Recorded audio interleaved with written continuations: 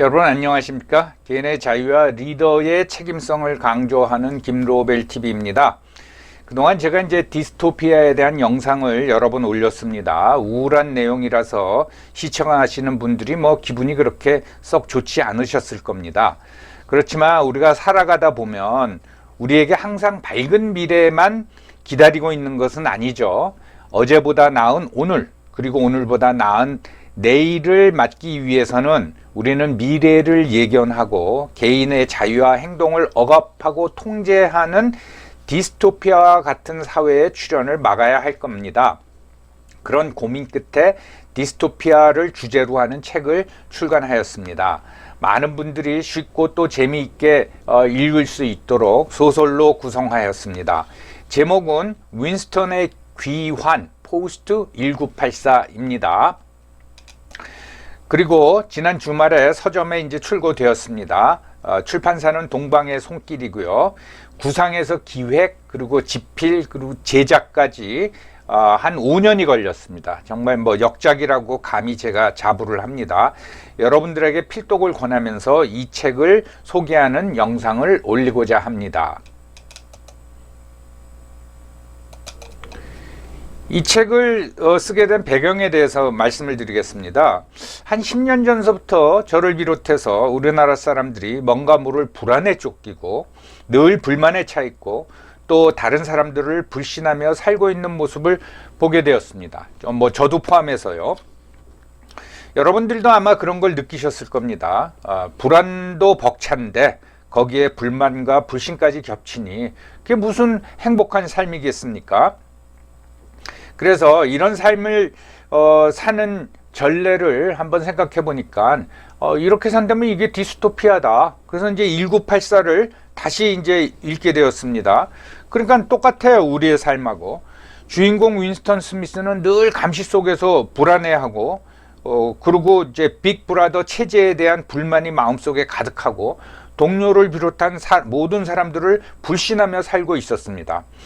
그런 모습에 공감하면서 저는 1984를 이제 여러 번 읽고 거기 나오는 인물들의 캐릭터를 분석하고 사회적 배경을 자세히 이제 파악해 보았습니다.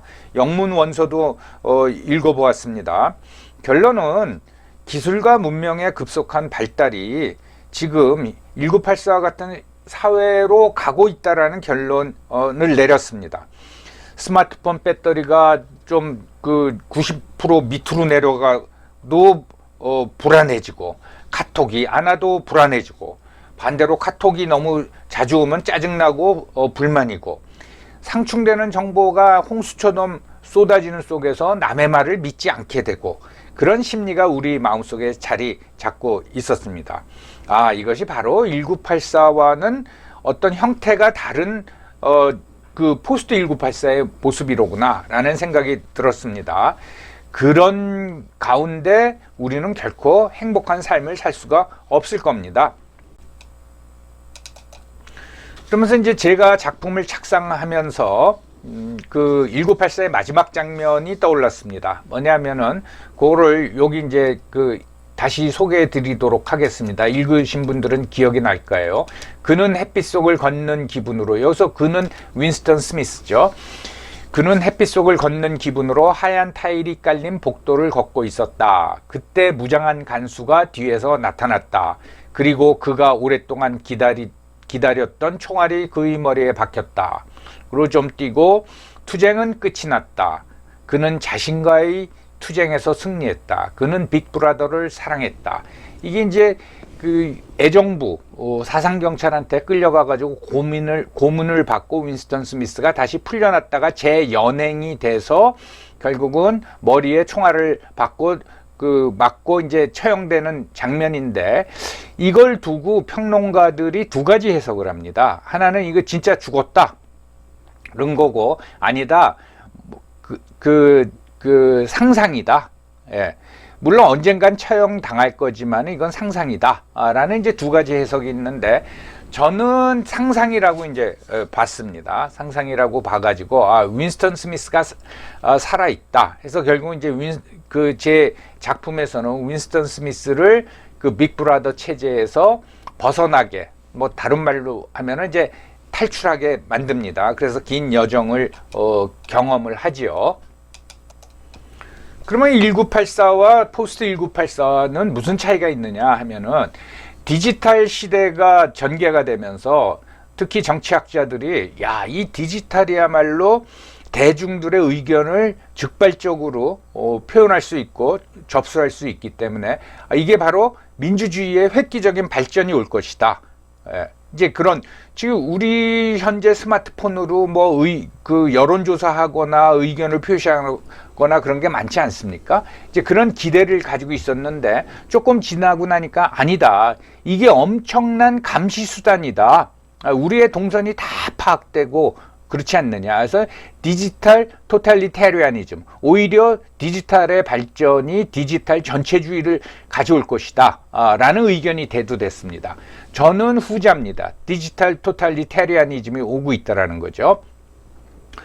그리고 이 디지털을 활용한 그 감시가 1984의 감시보다 훨씬 더 정교하다는 거죠. 1984에서는 사람을 통해서 주로 감시를 하고 이 텔레스크린을 통해서 감시를 하는데 우리 스마트폰 들고 다니거나 신용카드를 쓰거나 또는 교통카드를 쓰면은 어느 정류장에서 어디서 타고 어디서 내리고 다 파악되잖아요. 어느 가게 갔고 그 다음에 주차장 갈 적에도 전부 다 그 카메라로 인식을 하잖아요. 그러니까 이게 더 정교하다. 우리의 동선을 정말 꼼짝 못하게 파악하고 있다. 그게 1984와 포스트 1984의 차이고요. 그 다음에 1984는 공권력, 권력을 기반으로 해서 억압적인 체제입니다. 그래서 감시하고 연행하고 고문하고 심지어 처형하고 그러는데 포스트 1984는 그런 공권력을 별로 쓰지 않죠. 권력을 쓰긴 하지만은 결국은 돈 가지고 회유를 하고 자발적인 지지나 복종을 이끌어낸다 이거죠.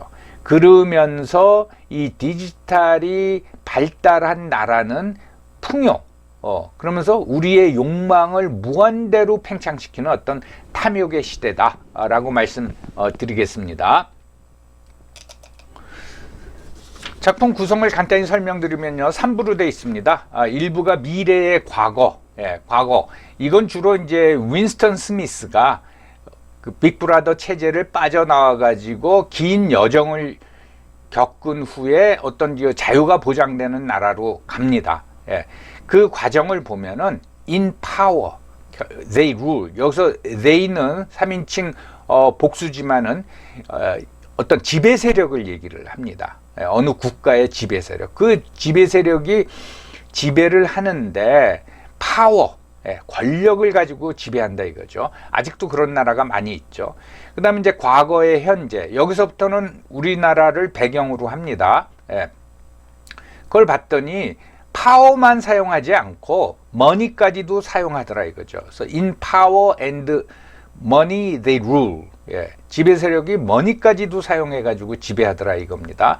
그 다음에 현재의 멀지 않은 미래, 점점 다가오는 미래는 결국은 디스토피아가 되는데 그 디스토피아 속에서는 우리는 불만과 불안과 불신 속에서 그냥 survive, 그냥 숨쉬고 사는 거다. 그래서 여기서 왜 디스토피아를 디스코피아라고 했느냐, 이게 한국의 디스토피아를 표현하기 위해서 디스코피아라고 이렇게 표기를 한 겁니다. 주요 등장인물을 소개하면 이제 1부에서 윈스턴이 이렇게 여러 나라를 돌아다니면서 고생할 적에 그때 이제 그 빅브라더 체제의 동료였던 파슨스, 앰플포스, 사임, 이 사람들을 이제 만나게 되고, 그 다음에 내부당원이라 그러죠. 윈스턴 스미스를 고문하는 걸 총지휘했던 오브라이언도 다시 만나게 됩니다. 그리고 그에게 윈스턴 스미스에게 도움을 줬던 보우든과 요리스라는 아주 새로운 인물이 등장하고요. 우리나라를 배경으로 하는 그 2부, 3부에서는 대학운동권 4인방이 나옵니다. 그냥 이 사람들이 운동을 주도한 건 아니고 남들이 그렇게 어떤 사건을 계기로 4인방으로 불렀는데 그거를 이제 분류를 했습니다. 먼저 집안이 부자냐 가난했냐, 그리고 서울서 자랐느냐 지방에서 자랐느냐. 그래서 서울 부잣집 아들이 주인공인 닥터 K, 그리고 서울에서 자랐지만 지질이 가난하게 자란 사람이 재민, 그리고 지방서 출신이지만 집이 부유했던 원국, 지방서 그러니까 시골이죠. 시골서 자라고 지질이 가난했던 병호. 이 사람들이 다 각자 다른 경로를 가게 됩니다.